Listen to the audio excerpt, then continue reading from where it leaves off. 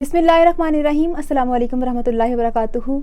हक और बातिल में फ़र्क करने वाले, अदल व इंसाफ करने वाले एक ऐसे हाकिम जिन्होंने 22,000 मुरब्बा मील पर हुकूमत की हो और ईमान और सादगी का ये आलम हो कि मस्जिद में झाड़ू दे रहे हों, जिनके बारे में इमामुल अंबिया, शाफ़िए महशर और रब्बे महबूब कायनात सल्लल्लाहु अलैहि वसल्लम फरमाएं कि उमर जिस रास्ते पर चलता है उस रास्ते से शैतान भाग जाता है। जिनके कबूल ईमान पर फरिश्ते एक दूसरे को मुबारकबाद दें, आसमानों पर भी उनके ईमान की कबूलियत पर खुशी का समा हो, जो दुआए मुस्तफ़ा सल्लल्लाहु अलैहि वसल्लम और इंतखाबे रब हों, जो फातिह कैसो कसरा हों, जो बहादुरी, शुजाअत और ईमान में अपनी मिसाल आप हों, उनको हज़रत उमर बिन ख़त्ताब रज़ी अल्लाह अन्हो कहते हैं। हज़रत उमर बिन ख़त्ताब रज़ी अल्लाह अन्हो मुसलमानों के दूसरे खलीफा और तकरीबन 10 साल तक आप रज़ी अल्लाह अन्हो ने मुसलमानों की क़यादत की।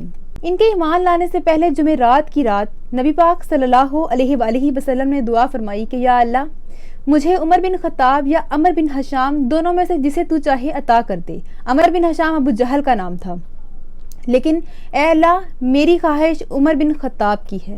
तो अल्लाह ताला ने ये दुआ कबूल फरमाई और अगले दिन हज़रत उमर फ़ारूक रज़ी अल्लाह अन्हो दायरा इस्लाम में दाखिल हो गए। इतने में जिब्रील अलैहिस्सलाम भी आए और फरमाया कि या रसूलल्लाह सल्लल्लाहु अलैहि वसल्लम, आज आपको बेहद खुशी है? तो नबी पाक सल्लल्लाहु अलैहि वसल्लम ने फरमाया, हाँ, आज मैं बेहद खुश हूँ।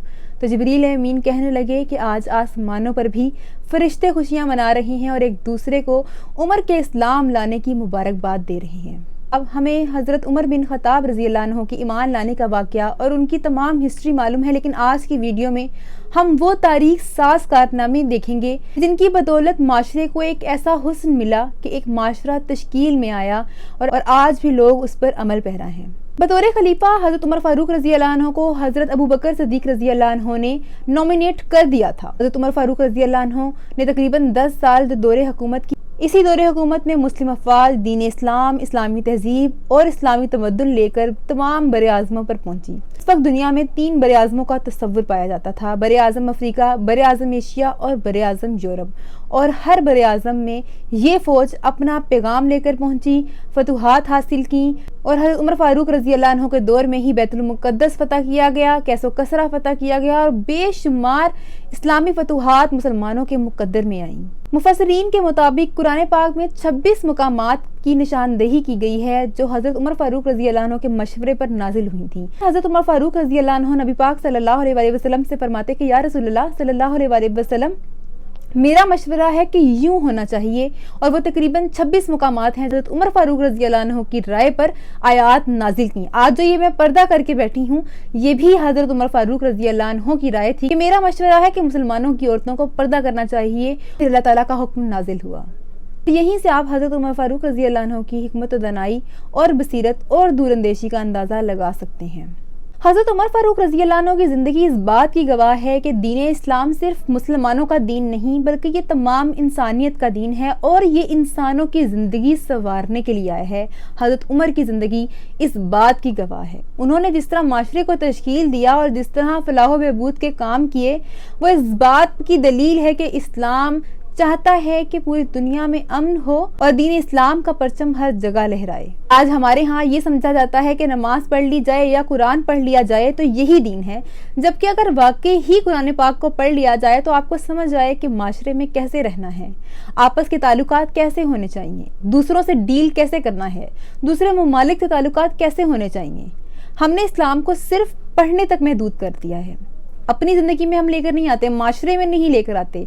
जिस दिन मुसलमानों को ये एहसास हो गया कि दीन इस्लाम दीन इंसानियत भी है, तो हमें माशरे में रहने के आदाब भी आ जाएंगे, दूसरों से बात करने के आदाब भी आ जाएंगे और हमें समझ आ जाएगी कि हमारी फलाह किस में है और हमारा अरूज कैसे मुमकिन है। और अब आते हैं हज़रत उमर फ़ारूक रज़ी अल्लाह अन्हो के तारीख साज़ फैसलों पे।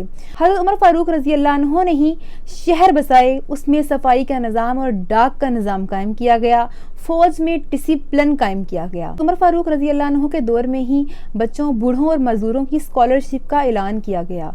ये जो आज जितने तमाम बड़े मामलात आपको नजर आते हैं, ये हज़रत उमर फ़ारूक रज़ी अल्लाह अन्हो के दौर ही के हैं। फतुहात की बात हम पहले ही कर चुके हैं और आपने शहरी ज़िंदगी को अपने दौर का जदीद तमद्दुन भी फराहम किया।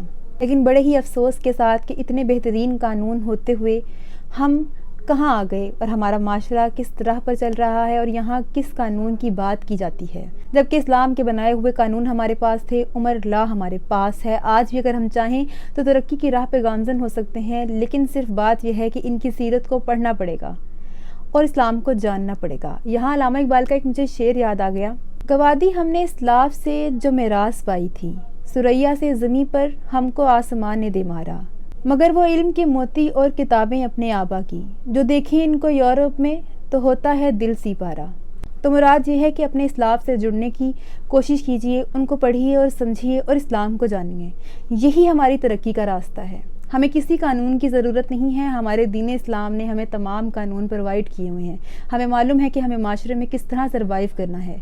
حضرت عمر فاروق رضی اللہ عنہ کی آج شہادت کا دن ہے۔ اسی دن ایک ایسی شخصیت نے آنکھیں بند کی تھی اور اپنے اللہ کے پاس حاضر ہوئے تھے کہ جن کے بارے میں یہود و نصارہ کہتے تھے کہ اگر عمر بن خطاب صرف 6 ماہ زندہ رہ جاتے تو آج دنیا پہ کوئی کافر نہ بچتا، جن کے بارے میں لوگ کہتے ہیں کہ اگر دنیا میں ایک اور عمر آ جائے تو اسلام کو عروج پانے سے کوئی نہیں روک سکتا اور یہ عروج ان کا قیامت تک چلے گا۔ اس کے ساتھ ہی میں آپ سے اجازت چاہوں گی۔ اللہ نگہبان۔